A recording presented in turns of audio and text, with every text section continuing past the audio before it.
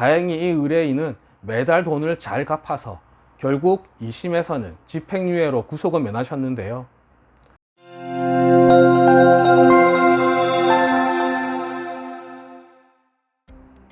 안녕하세요.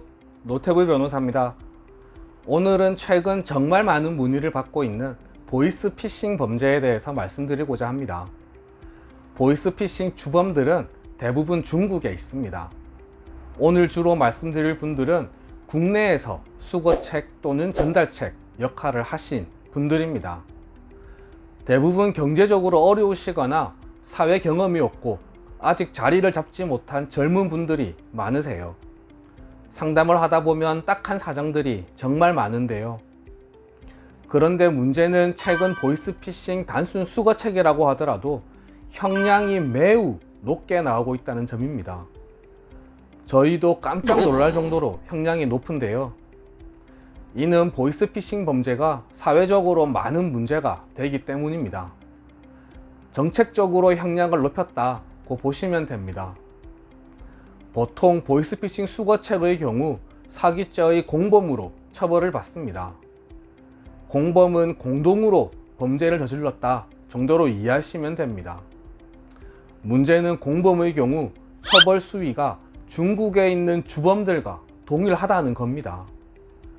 일반 사기죄의 경우 실형이 나오지 않을 피해 금액에도 보이스피싱 수거책의 경우에는 실형이 나오는 경우가 많습니다. 사실 피고인의 입장에서는 억울하실 수도 있습니다. 제가 사건을 진행해 보면 보통의 보이스피싱 수거책들은 큰 금액을 받아서 그중 소액만 자기가 가지고 나머지는 다 송금하는 경우가 많았습니다. 그렇게 해야 중국에 있는 주범들이 믿고 다시 일을 시켜주니까요.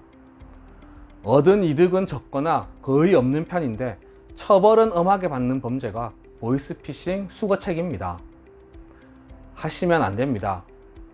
중국에 있는 주범은 잡기가 어려운데요. 국내에 있는 수거책들은 다 잡힙니다. 최근에는 CCTV가 다 있고 수사기술이 발달되어서요. 결국은 다 잡힙니다. 대부분의 수거책은 검거가 되면 몰랐다고 얘기를 합니다. 실제로 정말 몰랐을 수도 있습니다. 그런데 문제는 경찰, 검사, 판사가 몰랐다는 얘기를 믿지 않는다는 데 있습니다. 그리고 실제로 믿기 어려운 것도 사실입니다. 거액의 돈을 현금으로 받아서 다른 사람에게 전달하거나 다른 사람의 계좌에 입금하는 일이 정상적으로 보이지는 않는 게 사실입니다. 또 언론에서도 워낙 많이 보도가 되고 있으니까요. 아무리 돈이 급하시더라도 보이스피싱 수거책은 절대 하지 마시라는 말씀 다시 한번 드립니다. 그럼 본인이 보이스피싱 수거책을 하게 되었을 때 어떻게 해야 되냐? 현실적으로 두 가지 조언을 드리고 싶습니다. 첫 번째는 자수입니다. 보이스피싱인지를 실제 알고 하셨든 모르고 하셨든 우선 자수하실 것을 권해드립니다. 경찰서에 가셔서 자수를 하러 왔다고 하시면 경찰이 진행해 줄 겁니다. 나중에 재판에서 형을 줄이는 데 큰 도움이 됩니다. 그리고 자수를 하셨다면 중간에 범행을 부인하지 마시기 바랍니다. 그러면 자수로 인정되지 않습니다. 물론 본인이 저지른 범죄가 아닌데 경찰이 인정하라고 한다면 이는 당연히 부인하셔야 합니다. 본인이 저지른 범죄에 대해서는 조사받을 때부터 인정을 하셔야 자수가 되고 형의 감경을 받을 수 있습니다. 두 번째는 결국 피해자에게 피해 금액을 회복하고 피해자의 합의서 또는 처벌불원서가 제출되는 것이 형을 줄이는 데 가장 효과적인 방법입니다. 여기서 또 억울하실 수 있으세요. 내가 받은 돈은 얼마 되지 않는데 그 큰 금액을 돌려줘야 한다는 사실을 받아들이기 힘들어 하시는 분들도 있으신데요. 어쩔 수 없습니다. 본인의 행동으로 인해 피해자가 큰 금전적 피해를 입었으니 피해자에게 피해 회복을 해주어야 형량을 줄이실 수 있는 겁니다. 그런데 피해자에게 돈을 돌려주는 절차도 쉽지는 않습니다.